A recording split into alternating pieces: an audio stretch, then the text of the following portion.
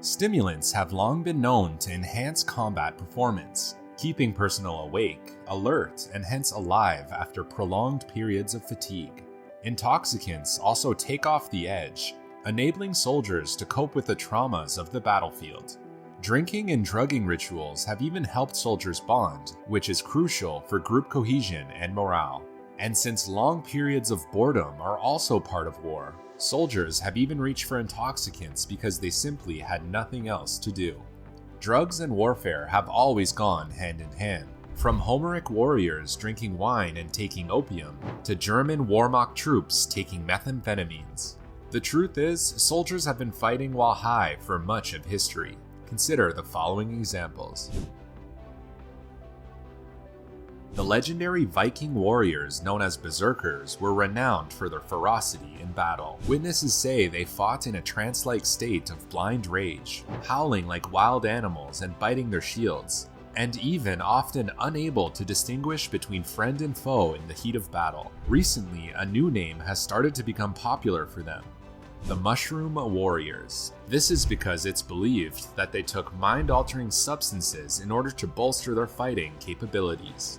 A plant called henbane is the likely candidate due to its prevalence in the Viking homelands. Accounts of berserkers date back to the late 9th century poem describing them as being mad as dogs or wolves, and as strong as bears or wild oxen, killing people with a single blow.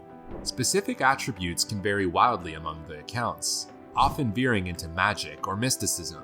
There are even claims that berserkers were not affected by edged weapons or fire, but they could only be killed by clubs. Most accounts at least agree on the primary defining characteristic: a blind, ferocious rage. Recent studies have shown us that henbane can in fact cause anger that ranges from agitation to full-blown rage, as well as combativeness depending on the dosage and the individual's mental state. Henbane can also dull pain and can contribute to the inability to recognize faces, as well as lower blood pressure.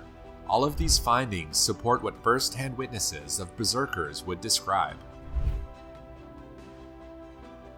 Back in the days of ancient Greece and later ancient Rome, it was quite normal to give soldiers a daily ration of alcohol. Many army leaders back in the day would use free booze as a way to motivate soldiers. It was also one of the most popular methods for anesthesia in injured soldiers. Military campaigns in those times could easily take several years, and alcohol turned out to be a great substitute for a warm household and a loving wife. It was also quite common to promise soldiers as much as they could drink when they would be victorious in battle. The Macedonians of Alexander the Great, for example, were notorious drinkers. What better way to motivate your armies to conquer half the world than promising them endless drinking orgies? During the Napoleonic Wars, the British Army gained a reputation of being quite slued, or lushy, or malty as they would say back in those days when going into battle. The daily booze ration for an English soldier back in the day was 1 gallon or 3.78 liters of beer, a pint of wine, or a half pint of spirits, usually rum. Interestingly enough, when the soldiers wanted to test the quality of rum they were given, they would mix some gunpowder with it and try to light it. When it lit, they were sure that there was at least 57% of alcohol in their drink. Another interesting fact is that in those days, most of the soldiers who were fighting for the British were actually recruited with alcohol. After many hours of free boozing, many were surprised the next morning when they found out they had agreed to fight for the British cause. The First World War brought cocaine to the front lines. The drug, which was first developed in the 1860s, was used by German and French pilots as a stimulant, as well as Canadian infantrymen.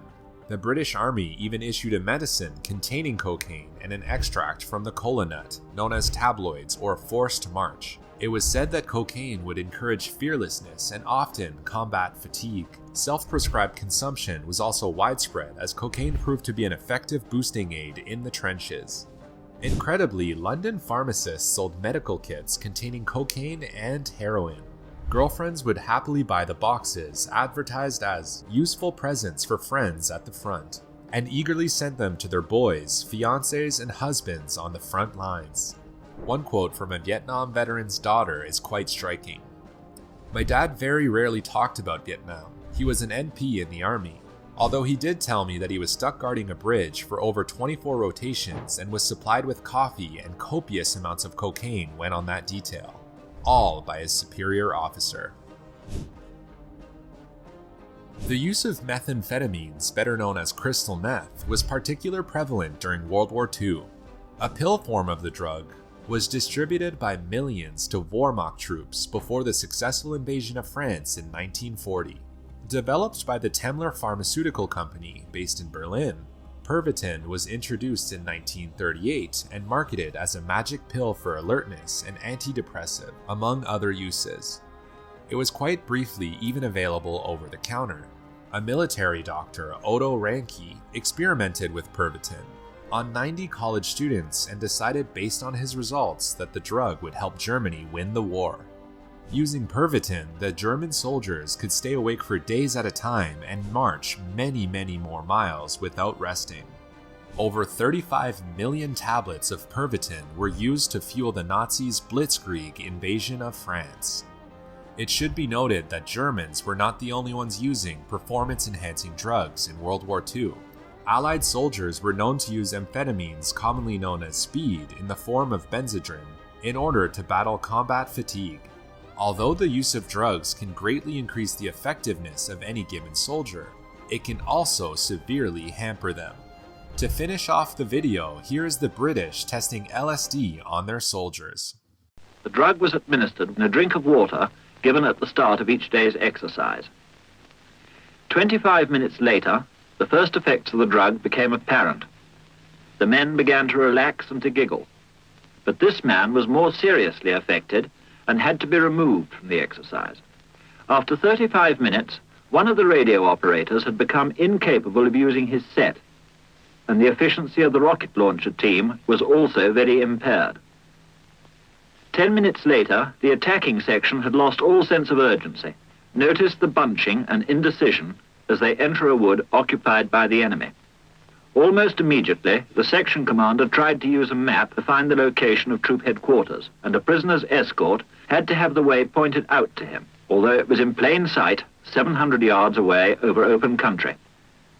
50 minutes after taking the drug, radio communication had become difficult, if not impossible, but the men are still capable of sustained physical effort. However, constructive action was still attempted by those retaining a sense of responsibility in spite of physical symptoms. But 1 hour and 10 minutes after taking the drug, with one man climbing a tree to feed the birds, the troop commander gave up, admitting that he could no longer control himself or his men.